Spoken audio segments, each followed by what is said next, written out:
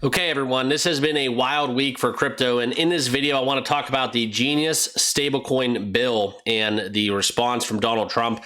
So this will be coming as a form of crypto breaking news. We'll get into the conversation, and as a trader, as an investor, this is going to be relevant because the Genius Act looks to do a lot if implemented for us as crypto holders. All right, so I'm going to give you guys my thoughts. We'll break it all down. We'll look into the comments from Donald Trump himself, and we'll talk about the overall market as it stands today. So appreciate you all returning to the channel. If you can, give me a couple minutes of your time. Let's talk some crypto and get you on your way. Okay, so that's basically what we're looking at, right?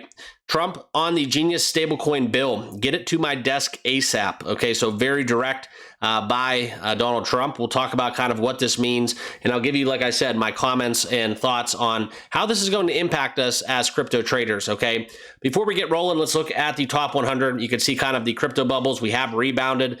We have a lot going on. Okay, this has been one of the more volatile periods, I think, for me as a crypto trader. If you watch all my videos, you know kind of what I'm doing with the assets. I do talk about a lot. And as always, guys, this is not financial advice. I just want to give you guys my opinions and the news as it comes each and every single day. All right, but we're looking at the top 100 with a lot of green bubbles, so that's a good sign to see. A lot of the cryptos that we do talk about are into the green.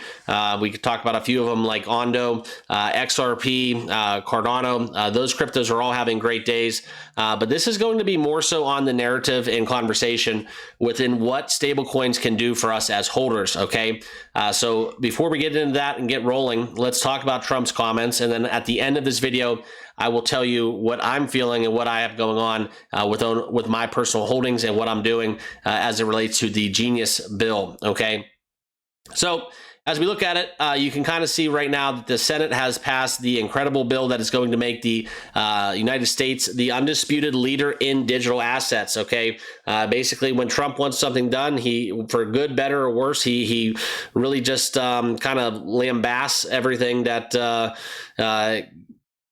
on social media, and he just kind of gets his way. It's almost like a kid fighting for a toy. Okay, but this is where he called for the House of Reps to pass the bill lightning fast in a Truth Social post on Thursday, saying, "Get it to my desk ASAP, no delays, no add-ons." All right, so this is where you can see his exact post.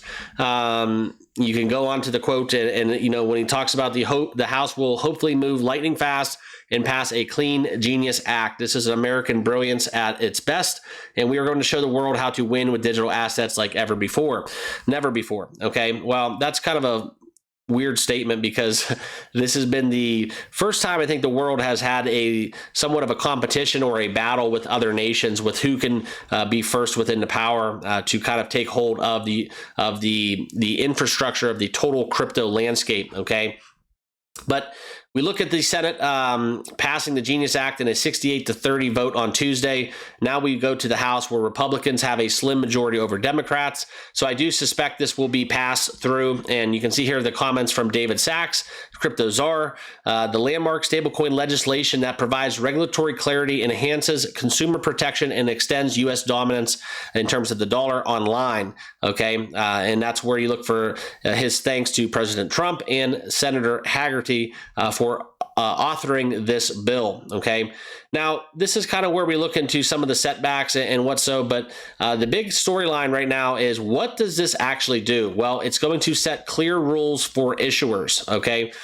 we look into kind of the threats of stablecoins, and for basically my existence within trading crypto, the problem with stablecoins was it was just a threat to the US dollar.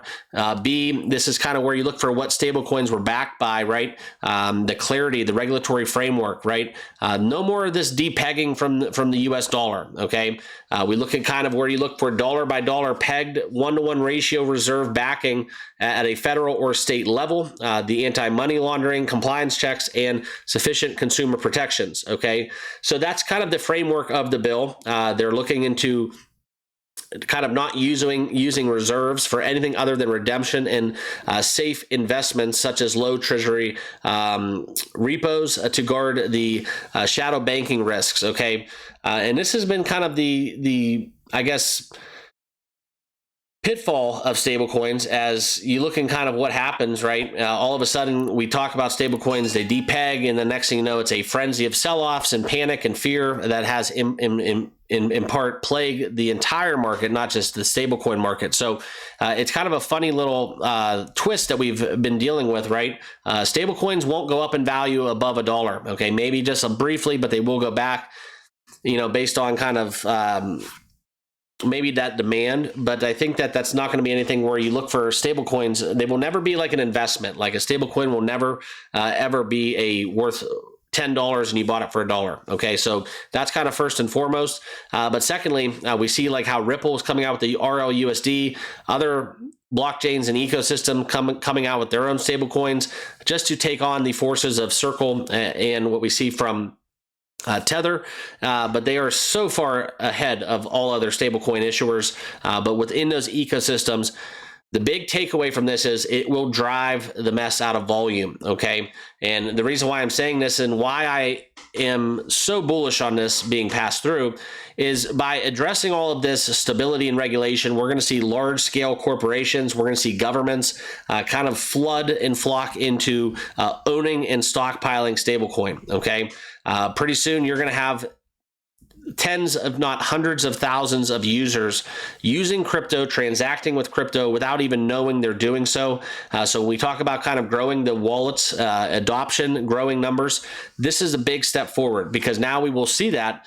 And I think that within this, guys, we look for the stablecoin market potentially growing to the numbers I've been reading is some estimates having it over $2 trillion within the next 10 years.